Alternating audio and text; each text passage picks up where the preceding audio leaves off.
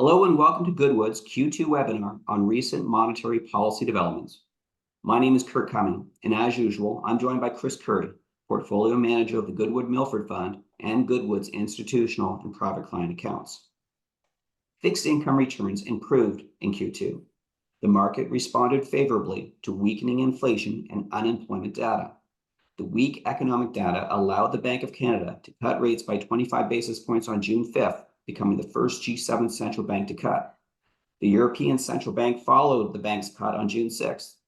This decision marked the first interest rate reduction by the ECB since 2019.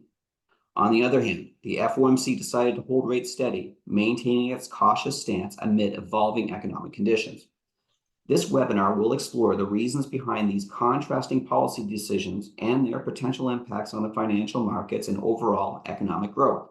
We'll examine the factors influencing the Bank of Canada's decision to cut rates and analyze the FOMC's rationale for maintaining the status quo. Goodwood does not manage passive portfolios. Our fixed income mandates actively manage duration, credit, liquidity, inflation, and reinvestment risks. We manage 3 fixed income mandates for advisors, institutions, and family offices. Since its inception in 2006, the award-winning Goodwood Milford Fund has provided investors with a net positive 10% compound annual rate of return with low monthly return volatility. The fund has won multiple industry awards for Best Sharpe Ratio and Best 1, 3, 5, and 10-year annualized returns, outperforming leading credit income funds. This slide illustrates the returns of corporate and government bonds with different maturities and year-to-date returns up to the end of June. We use a flexible investment management style in our portfolios, moving up and down the credit spectrum and reducing or extending duration exposure as opportunities arise. In Q2, the portfolio's corporate bond focus was shorter maturity weighting allowed us to outperform the broad bond indices. We have been opportunistically increasing the duration exposure in our portfolios. If our forecast for rate cuts in Canada in the fall is realized, we believe there is potential opportunity to realize capital gains in addition to our income and from these longer dated maturities. Chris, let's jump into the economic conditions you look at to manage the Goodwood portfolios. Thanks, Curt. What I'd like to do is take a look at recent economic data in Canada and the U.S. And I believe that will show quite clearly the reasons why the Bank of Canada cut on June 5th and the U.S. didn't. So we're going to look at GDP, inflation, and unemployment. This first slide here shows Canadian GDP, which this is on a month-to-month basis, and you can see there's a lot of months, a lot of data points at that 0% mark. Contrast that with the next slide, which is U.S. GDP. U.S. ended 2023 with a strong GDP level in the 3% range, a little weaker, but still not negative in Q1. And forecasts from the Atlanta Fed for Q2 GDP are in the 2.5% range. So Canada, much weaker than the US. So looking at inflation now, yesterday we got a very positive inflation data release. The CPI was down from 2.9% to 2.7%. You can see that the trend is definitely down in Canada, and compare that to the US. It's the same similar trend in the US. The US Fed likes to look at core PCE, and it's trending down as well. Then on the next page, we really come to the heart of the matter, which is Canadian unemployment, which is really rising up to quite concerning levels, and we think that's why the Bank of Canada cut rates. Unemployment is a key factor in analyzing mortgage portfolios, as you can imagine, because people are unemployed, they're going to have difficulty with their mortgage payments. So 6.4% unemployment on a longer term basis, you can see on the far right, that is moving into the historically high range. So we think that's a key reason why the Bank of Canada cut rates, and we think that's why they're going to cut rates again next week, next Wednesday. So in the U.S., unemployment is a full 200 basis points lower, although it has been ticking up as well. How that all ties into our forecast is that we're not changing the number of cuts, but we are moving forward in Canada.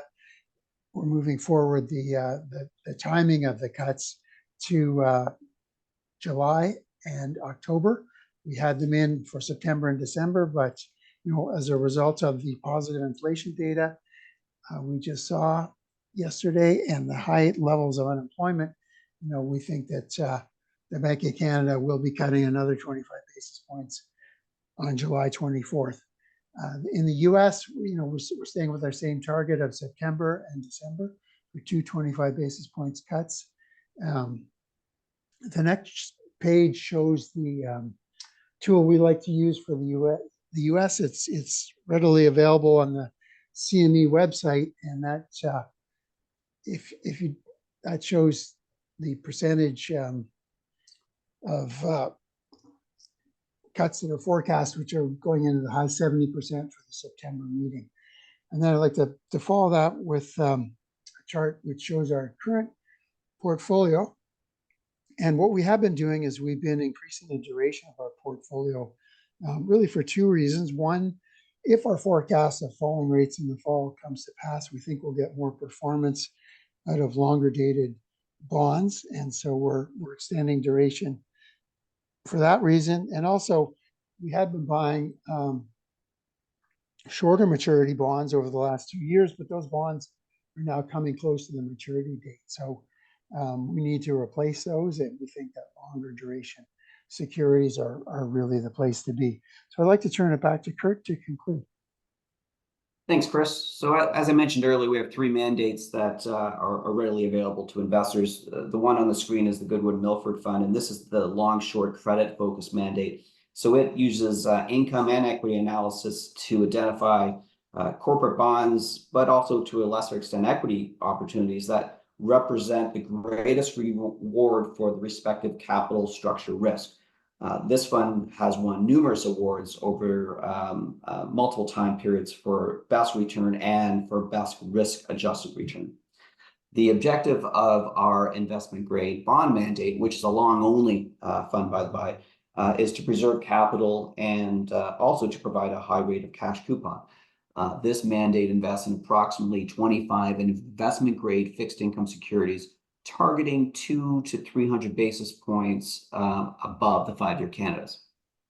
The Goodwood ESG conscious investment grade mandate is typically invested in a portfolio of very liquid securities selected from a universe of issuers that have achieved good scores from third-party ESG evaluation processes and offer acceptable products or services that support sustainable development and ethical businesses. It's very important to note that robust government structures, clear policies, proactive risk management policies, and regular audits characterize Goodwood's compliance regime. Ensuring strict adherence to these operational policies has provided the framework for implementing the investment management risk policies. For advisors and consultants out there that use Goodwood, we do publish the following content to help you inform your clients about what we're doing in our portfolios. We prepare same-day commentaries after each Bank of Canada and FOMC meeting. We try to get that out within the hour after the announcement, and that will be delivered to your email if you want to receive it. We also write commentaries every month explaining the fund's results, whether good or bad, and we go into detail about what worked and what didn't work. And we also put a bit of a forecast on where we think different economic conditions are heading and how we're tilting the portfolio. And we do provide quarterly fixed income webinars like this one, but also others that we go into a lot more detail and talk about specific investments that we've made in the different portfolios. So if you want to listen to any of those, please do give me a shout and we'll set up a call and Chris and I can go through that with you. So thanks again for dialing in. If you want to receive future copies of these webinars, please do send Chris or me an email and we'll make sure you're on the distribution list. Thanks for your time and have a great day.